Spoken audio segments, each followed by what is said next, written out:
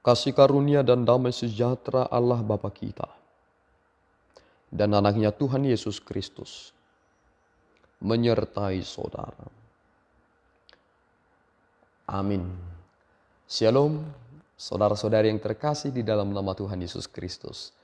Senang bisa menyapa saudara di tempat saudara berada hari ini, dalam dimensi yang berbeda, tetapi dalam dunia yang sama.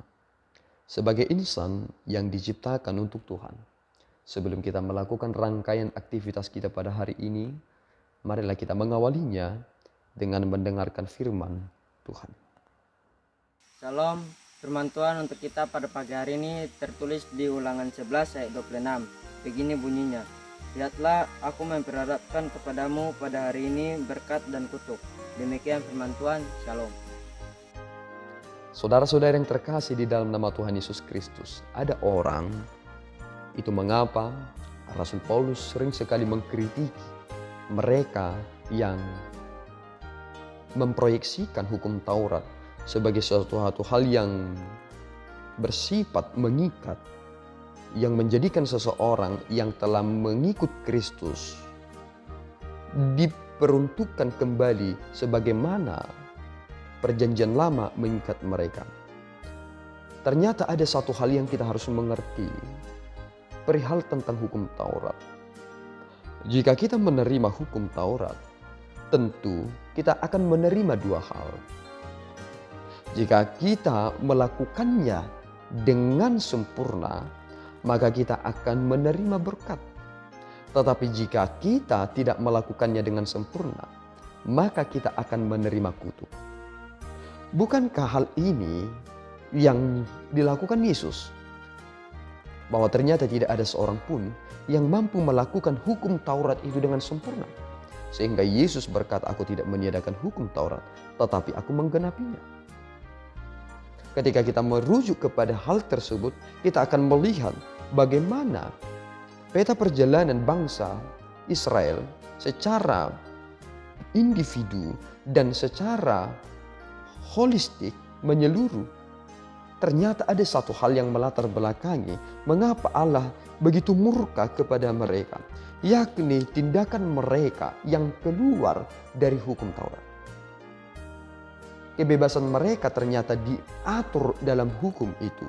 Ternyata ketika mereka keluar dari kebebasan mereka, mereka menjadi anarki. Itulah yang menjadikan bangsa itu terus-menerus menghadapi teguran Allah. Mereka lupa satu hal, bahwa tidak ada kepemilikan yang bersifat mutlak. Mereka mendapatkan tanah itu karena syarat mereka memiliki Allah dan mereka adalah bangsa pilihan Allah dan mereka harus tunduk kepada Allah.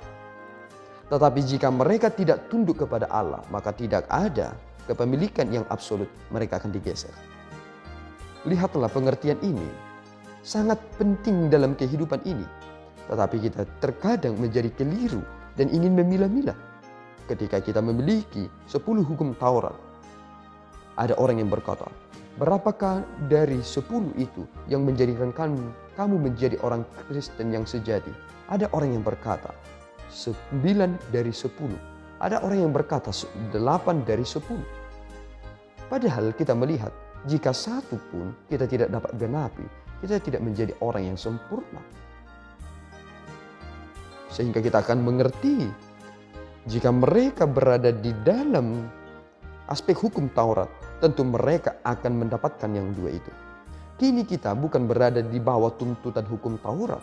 Kita sekarang berada di dalam tuntunan anugerah di dalam Yesus Kristus. Kita telah dimerdekakan. Kini kita memiliki sesuatu hal yang lebih besar. Tetapi kita memiliki cinta yang sungguh-sungguh. Karena kebebasan sebenarnya diberikan Allah, kemerdekaan itu diberikan Allah sehingga kita menemukan cinta yang sejati di balik itu. Tetapi persoalannya adalah orang Israel dalam nas ini, sebelum mereka memasuki tanah perjanjian, mereka memiliki itu. Tetapi setelah mereka memasuki, mereka tidak menemukan cinta yang sejati itu. Mereka tidak mencintai Allah dengan sungguh-sungguh. Malahan mereka menjadi menyeleweng dan menyimpang dari apa yang disampaikan oleh Allah. Maka kini saudaraku, akan ada dua hal yang perlu saya sampaikan perihal tentang firman yang kita dengarkan hari ini.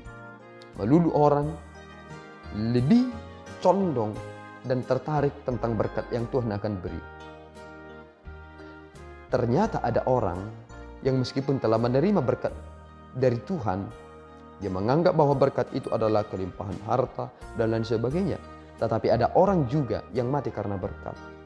Mengapa demikian? Karena dia hanya terbuai dengan berkat Tuhan. Dia tidak ingin menjadi pribadi yang berbuah. Lihatlah bagaimana Paulus menegaskan hal itu kepada jemaat di Korintus. Mereka penuh dengan karunia-karunia roh. Tetapi apakah mereka menjadi dewasa? Tidak.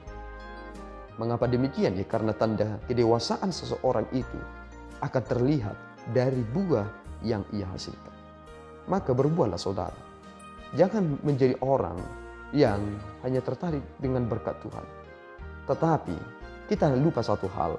Jika kita tidak dimerdekakan, kita hanya berada di bawah tuntutan kutuk itu. Orang yang melakukan dosa berada dalam kutukan mati. Tetapi kita sekarang telah berada di dalam anugerah karena penebusan di dalam Kristus. Maka kita memiliki garis linear yang pasti. Jika segala sesuatunya akan berakhir, maka kita akan mendapatkan berkat yang sesungguhnya, yakni kehidupan yang kekal. Maka kita harus melihat bagaimana segala transisi kehidupan itu telah terjadi. Dan kita telah memasuki babak yang baru dalam kehidupan ini. Maka berhati-hatilah dalam hidup saudara. Dan pergunakanlah hari-hari saudara dengan sungguh-sungguh baik dan benar. Dan jangan pernah menyimpang dan melawan otoritas Allah. Tuhan memberkati saudara, kita berdoa. Ya Allah Tuhan kami bersyukur atas anugerah-Mu. Terima kasih ya Tuhan atas firman yang kami dengarkan hari ini. Pelihara kami Bapa, supaya kami tidak menyimpang ke kanan dan ke kiri. Sehingga kami mendapatkan berkat yang daripada Tuhan. Karena kesetiaan kami. Jangan jadikan kami Tuhan yang menjadi pribadi yang jatuh ke dalam kutukan. Karena kami menyimpang dari jalan-Mu yang benar itu.